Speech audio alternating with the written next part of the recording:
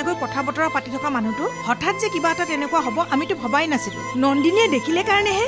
আমিতো চবে নিজৰ নিজৰ ভাগে ব্যস্ত হৈ আছিলো। এতিয়া তাৰ পৰা কিবা খবৰ পাইছে নেকি? খবৰ তেনেকে একো অহা নাই, কিন্তু ইকানে শুনিবলৈ পোৱা মতে বৰ এটা ঠিক নহ'ব নেকি? কিয় নহ'ব হে?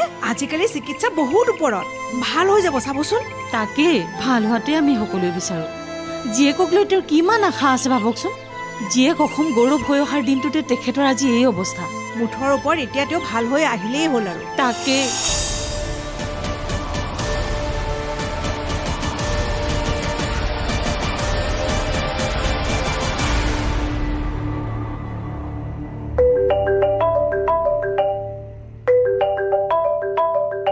হেল্ল' ডাক্তৰ সুৰজিত, কওকচোন।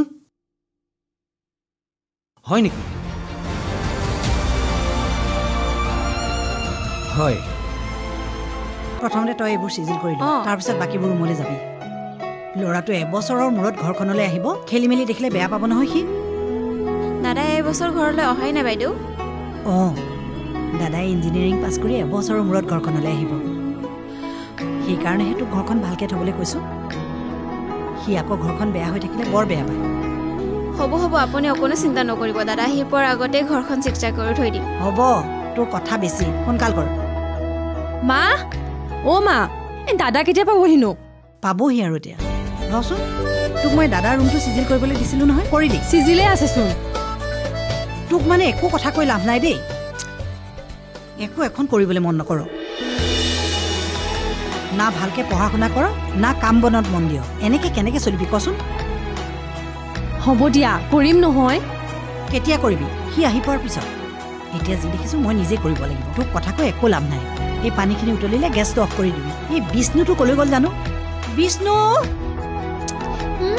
দাদা আহিব বুলি একেবাৰে মাৰ্গাত ততে নাই। এবাৰ মই তাইৰ লগত কথাখিনি পাতিম ৰ'বা। হয় ছাৰ, মই সেইটোৱে ক'ব বিচাৰিছোঁ।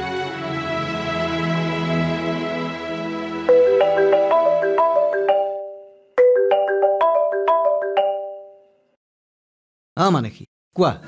ক'ত আছা তুমি? অফিচতে। সোনকালে আহিবা দেই, সি আহি পাব এতিয়া। আহিয়ে তোমাক দেখা নাপালে সি মনটো বেয়া কৰিব। হ'ব দিয়া, সোনকালেই যাম। ঠিক আছে, আহা।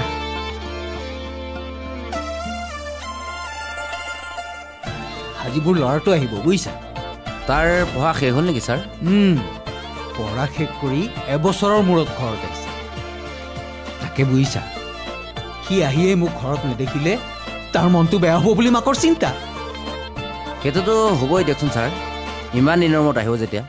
নক'বা আৰু, সি আহিব বুলি কোৱাৰ পৰাই মাক আৰু ভনীয়েকৰ গাত ততেই নাই। আৰু ইফালে সঞ্জুৰ কথাটো জানাই, সি চাগে ইতিমধ্যে এয়াৰপৰ্ট পালেগৈ। আচলতে আজি মোৰ অফিচত বিশেষ কাম নাই, ইমান সময় গ'লোৱেহেঁতেন। তুমি আহিম বুলি কোৱা কাৰণেহে ৰৈ